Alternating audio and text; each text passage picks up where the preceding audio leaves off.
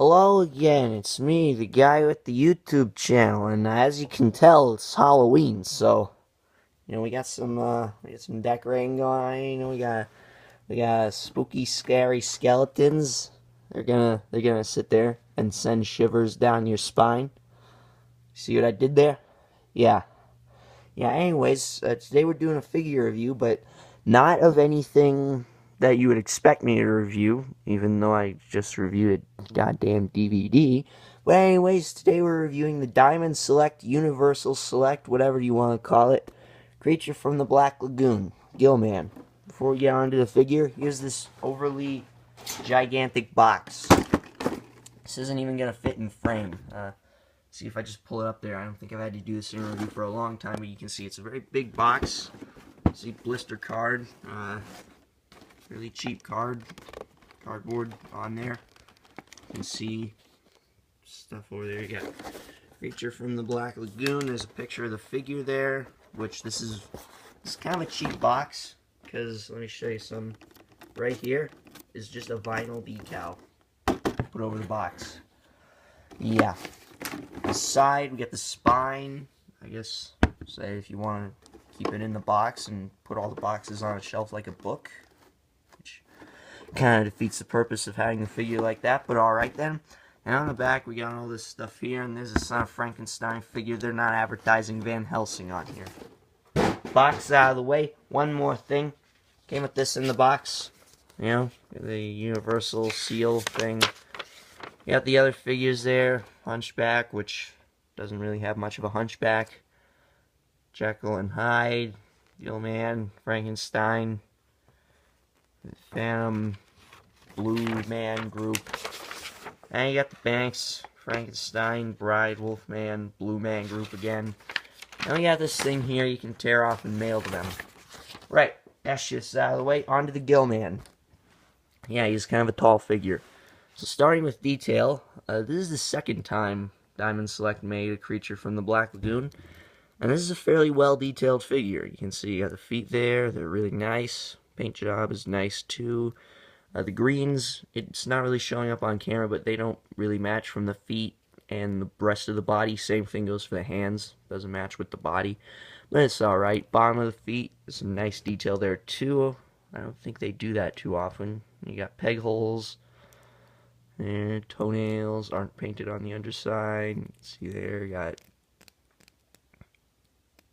fins. Why did I forget what that word was? And you can see this texture just kind of stops and goes into this one, which is accurate. That's how the suit for the movie was done. And you can see there's a lot of nice detail on this figure there. Let's see if I just get it close up enough, you can see. Detail looks really nice. You got this overlapping bit here, which there's a reason why it overlaps. We'll get to later. On the back, we got fins. This big kind of upside down Y-shaped fin going along here. It goes onto the legs, but it doesn't really match up unless you articulate the legs back in a kind of weird way. So, yeah, but it's for articulation's sake. This fin is very broken up, the sculpt at least, by the articulation. And you see it goes up to his head, his gills. Painted the same way as the fins and the head.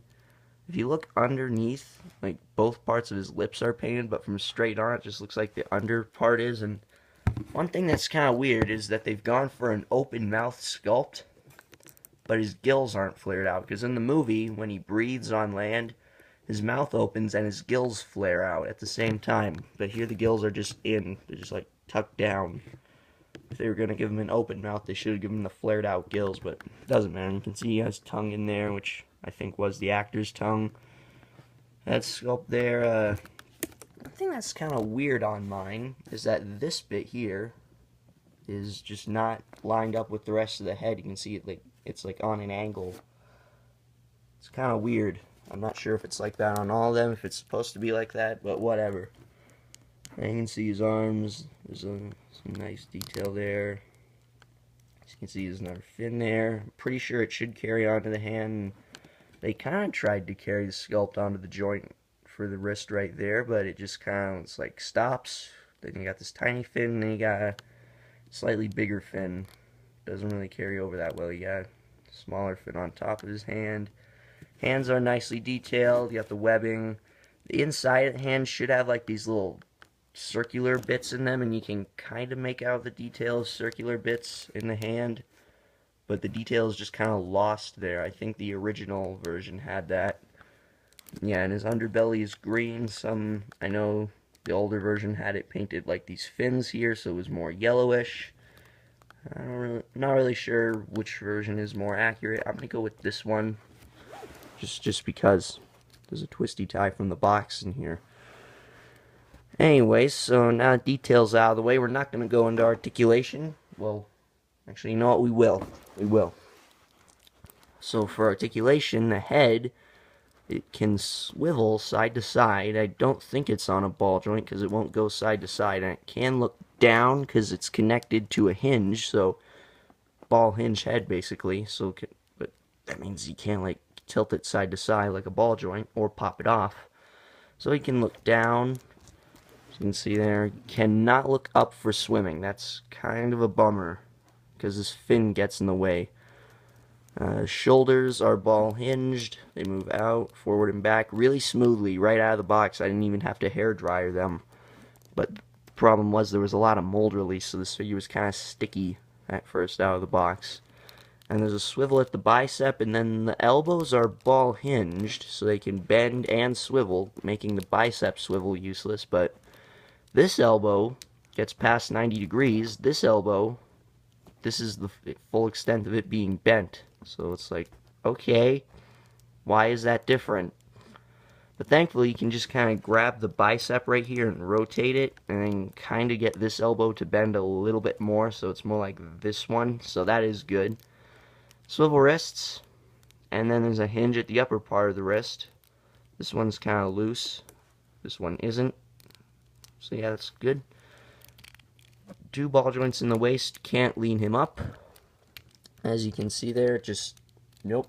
And you can kind of angle the fins past each other and kind of angle the head past so he looks up a tiny bit, but nothing at all. It's kind of annoying. Like, this is a swimming character and you can't even get him to look up to swim. Anyways, there's a hinge at the hips and a swivel in different part at the hips. It separates out kind of weirdly, but whatever. Swivel right here. That's why there's this overlapping part, which kind of hides it, which that's cool.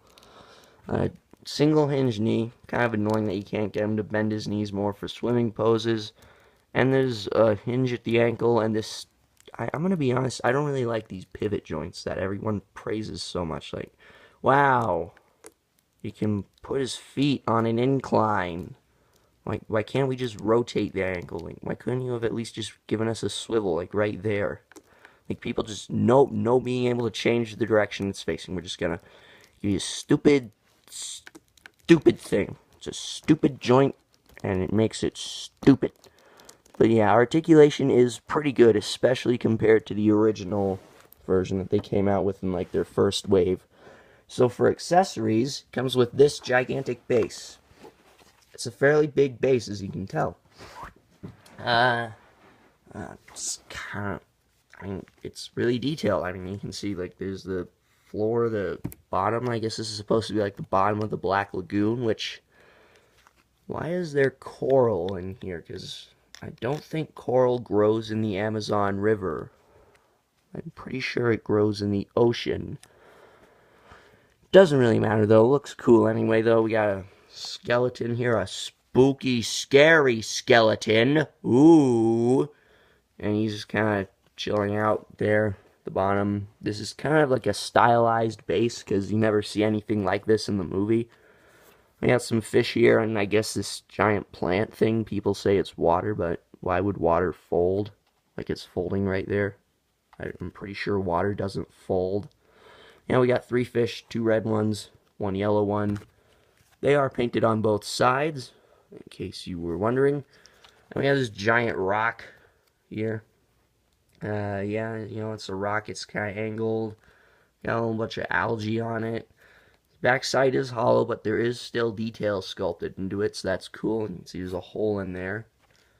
And yeah, there's a little extra bit of rock there for the plant.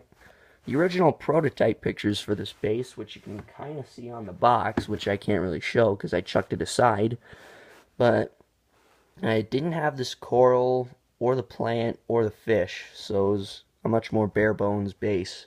Still had the bones though. Yeah, you can see these two pegs there. Pegels on the feet, pretty obvious what you do. This peg right there is pretty hard to get to, so you kind of want to get it from the back and then just kind of line up the foot, and this is kind of difficult to do. Okay, that one's in, and then there's the other peg there. Just gonna peg his foot in there, and it's not going in. There you go. And there you go, we have him standing underwater. Standing up underwater.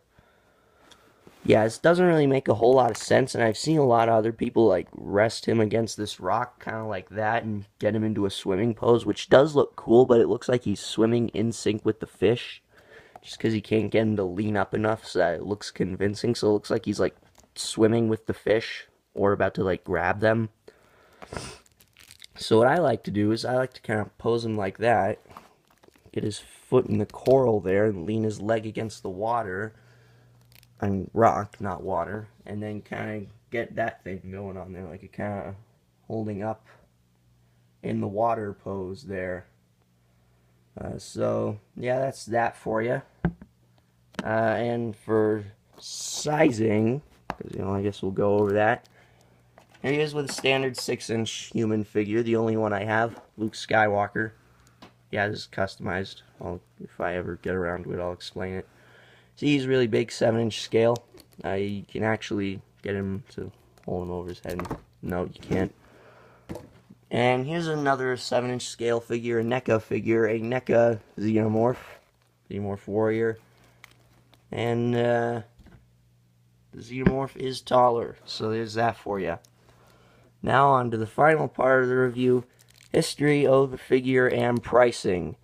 This figure was released last year for Wave 5, I believe, of the Diamond Select Universal Select line by Diamond Select.